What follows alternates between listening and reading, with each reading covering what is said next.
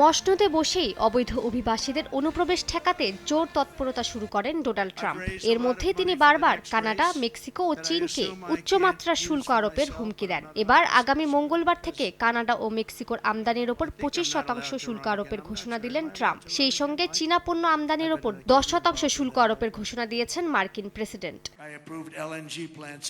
White house জানায়, যুক্তরাষ্ট্রে fentanyl মাদক ও অবৈধ অভিবাসন সংক্রান্ত জরুরি অবস্থা শেষ না হওয়া পর্যন্ত এই আদেশ বহাল থাকবে। কানাডার জ্বালানি শক্তির পণ্যে শুধুমাত্র 10% শুল্ক আরোপ করা হবে, তবে মেক্সিকো থেকে আমদানিকৃত জ্বালানি পণ্যের উপর সম্পূর্ণ 25% শুল্ক আরোপ করা হবে বলে জানা গেছে। হোয়াইট হাউসের কর্মকর্তারা জানান, শুল্কের ক্ষেত্রে কোনো ব্যতিক্রম থাকবে না। কানাডার ক্ষেত্রে বিশেষভাবে তারা জানিয়েছেন যে $800 নিচে পণ্যের জন্য যে বিশেষ ডি মিনিমিস শুল্ক ছাড় ছিল তাও বাতিল করা হয়েছে।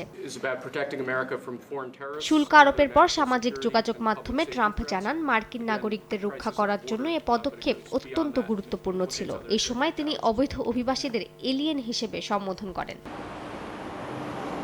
বার্তা সংস্থা রয়টার্সকে বিশ্লেষকরা জানান, এই শুল্ক যুদ্ধে মেক্সিকো এবং কানাডার অর্থনীতি মুখ থুবড়ে পড়বে। এছাড়া যুক্তরাষ্ট্রের নাগরিকদেরও আর্থিক চাপ বাড়বে। এ পদক্ষেপ যুক্তরাষ্ট্রের অর্থনৈতিক প্রবৃদ্ধি 1.5% কমিয়ে দিতে পারে বলে জানান তারা। বিশ্লেষকরা আরও জানান, ট্রাম্পের এই উদ্যোগের পর আন্তর্জাতিক বাণিজ্য যুদ্ধের আশঙ্কা তৈরি হয়েছে, যা বিশ্বব্যাপী অর্থনীতির ওপর গভীর প্রভাব ফেলতে পারে। মালিহা সুহরাওয়ার্দী, সময় সংবাদ।